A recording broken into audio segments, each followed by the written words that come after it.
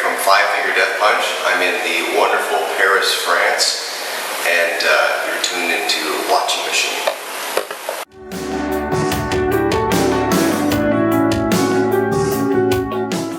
Right. Well, when we started record 4, because this is our 4th record, we had no intention of making it a double record. We were just simply starting the next record, and in our case, that would be the 4th record. And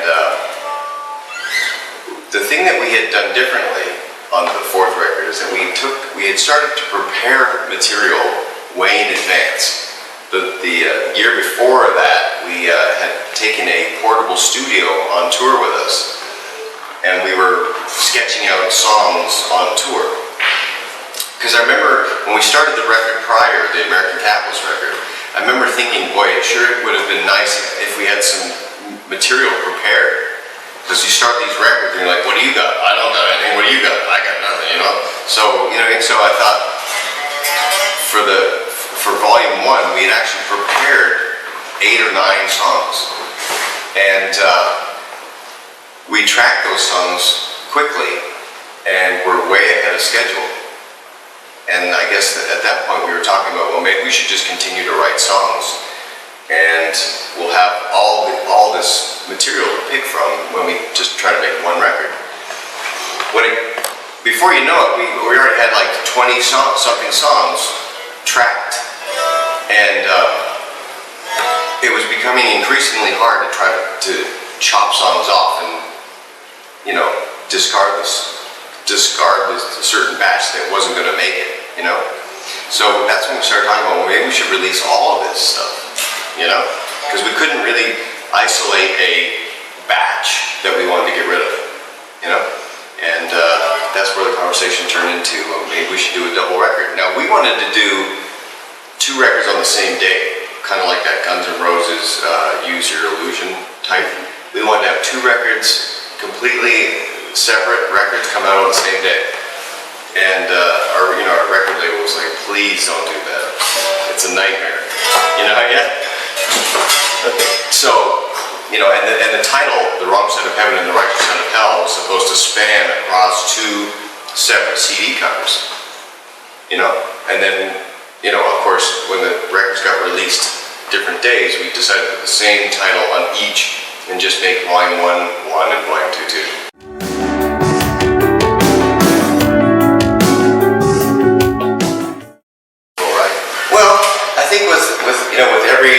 With every release, with every record, you take a few more chances. You allow yourself to do something that you maybe haven't done already. And I think that's part of the freedom of growing. And, we've had some success, and we've gotten through a very difficult stage where a lot of bands are, you come out brand new and you're kind of trying to establish your footing, and you don't know if you're going to be here to stay or if people are going to accept your band. And then all of a sudden you sell some records, and then there's a gold record, and there's another gold record. All of a sudden you think, okay, well now we can relax, take a breath, and now there's almost like a renewed freedom, because we don't really have to think about whether we're going to be here or not be here. We just kind of, I think we've earned the right to just be a little bit more creatively free. And that's when you hear songs, some piano on there, some acoustic guitar stuff on there, right? Yeah. Some flute. Nobody.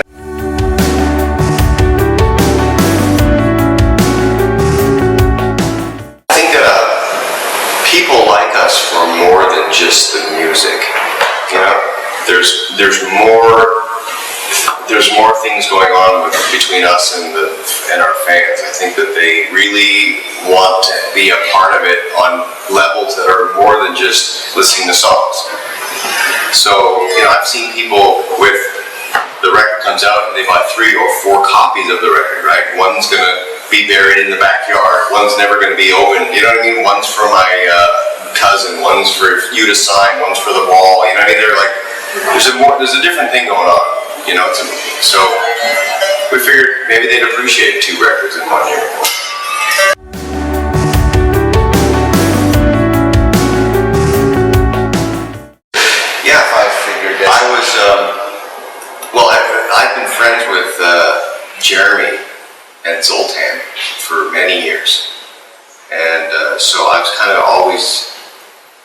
part of the mix from day one. You know, Jeremy, our drummer, I think we were roommates. We were sharing an apartment together, and we've been friends for almost 20 years.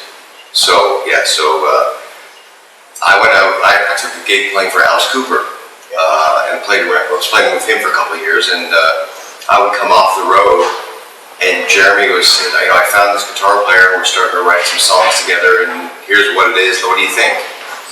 And I was like, wow, it's pretty good, you know.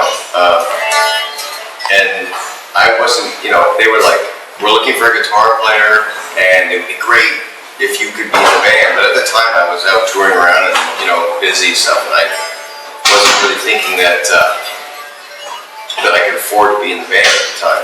But things got serious with them, and they started shopping for a record deal, and they got signed, and then the first record was made, and at that point, I was kind of kicking myself, going, I was supposed to be in this band, fuck, But lucky for me, I was wrapping up a tour with Cooper, and they were having some problems with the guitar player they had.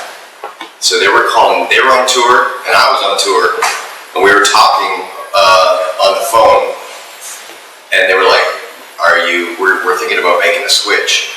Are you interested? And I was like, well, I'm almost done with this tour, so yeah, absolutely 100%. So I quit. At the end of my Alice Cooper tour, I quit Alice Cooper's band. And they were all going, are you sure you want to do this? Like, are you crazy? Like, you're going to join some baby band, heavy metal baby band, And I was like, yeah, it's going to be great. I wanted to make records, though. You know what I mean? With Alice Cooper, I was, maybe his 19th guitar player. And, you know what I mean? And, that's all about Alice Cooper, which it should be. That's all him, but I wanted to make records.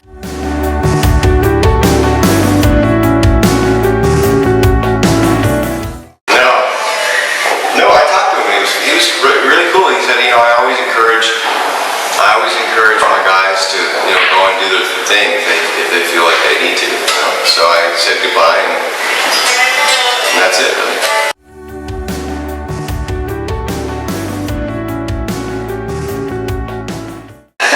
This is a wonderful Jason Hook model, Gibson M4 Sherman Signature Explorer.